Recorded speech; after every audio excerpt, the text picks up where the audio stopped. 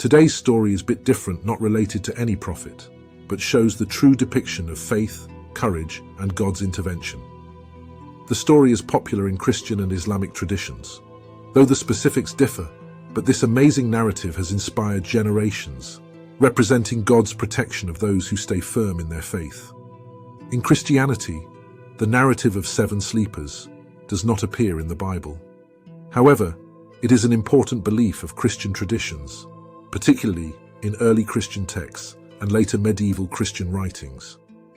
The story is told in Syriac Christian texts and subsequently by Gregory of Tours, a 6th century historian. It formed part of Christian hagiography and was popular in both Eastern Orthodox and Catholic traditions, particularly throughout the Middle Ages. The narrative is not regarded as a part of Bible or any holy scripture, but it was extensively distributed and accepted in Christian communities.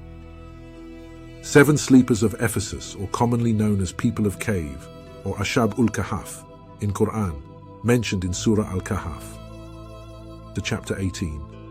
The Quran also validates the story and made it a significant part of Holy Scripture, which truly shows the importance of struggle faced by those people.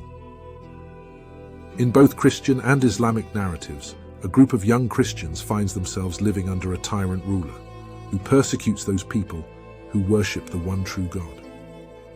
The Quran does not mention the name of the ruler, while in Christian accounts, the ruler was Roman Emperor Decius.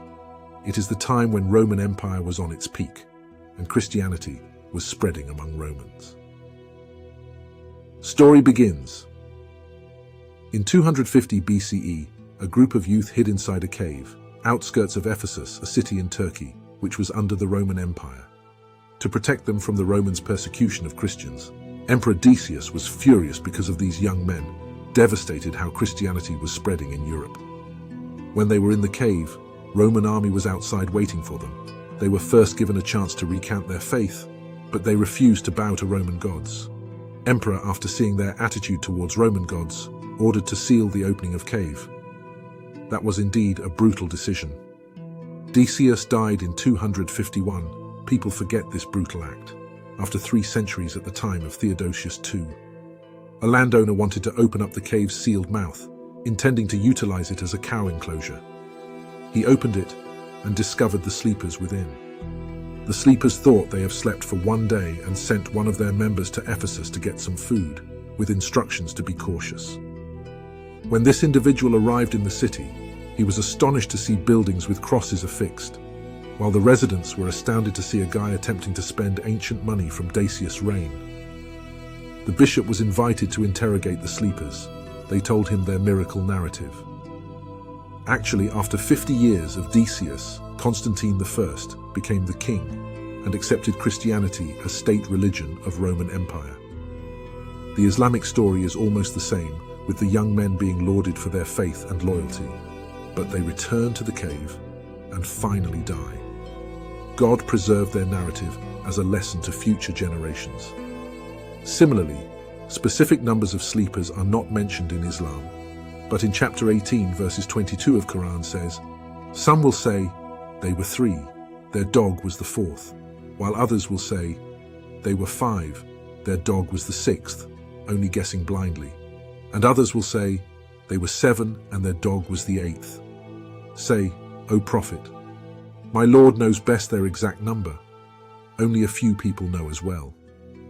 So do not argue about them, except with sure knowledge, nor consult any of those who debate about them." The number of years sleepers slept also varies. Gregory of Tours estimated 372 years of sleep, but Islamic accounts give a number of 309. But it doesn't matter, because the Seven Sleepers narrative has become a symbol of resurrection and faith. The people of the cave demonstrate how trust in God can protect and sustain people in difficult circumstances. The extended sleep is interpreted as a divine sign, demonstrating God's control over time and life.